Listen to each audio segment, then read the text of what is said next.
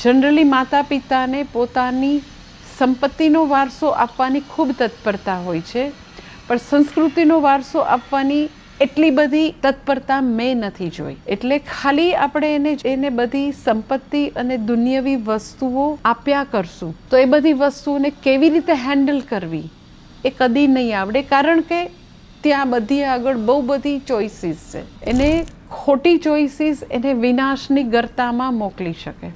એટલે જ્યારે નાનપણથી શિક્ષણ આપવામાં આવે તો એ શિક્ષણ, આધ્યાત્મિક શિક્ષણ, આપણા બધી જ આપણા પ્રાર્થનાનો વારસો, એને આપણે ગાયત્રી મંત્ર પહેલેથી આપેલો હોય, આપણી બધી પ્રાર્થનાઓ અને પૂજાઓનો વારસો પહેલેથી આપ્યો હોય, તો એના જીવનમાં ખોટા ડિસિઝન નહીં લે. કારણ કે મનુષ્યનું જીવન જે છે એ સિરીઝ ઓફ ડિસિઝન એ મનુષ્યનું જીવન છે. મનુષ્ય તરીકે સવારથી સાંજ સુધી આપણે નાના ડિસિઝન લેવાના જ હોય.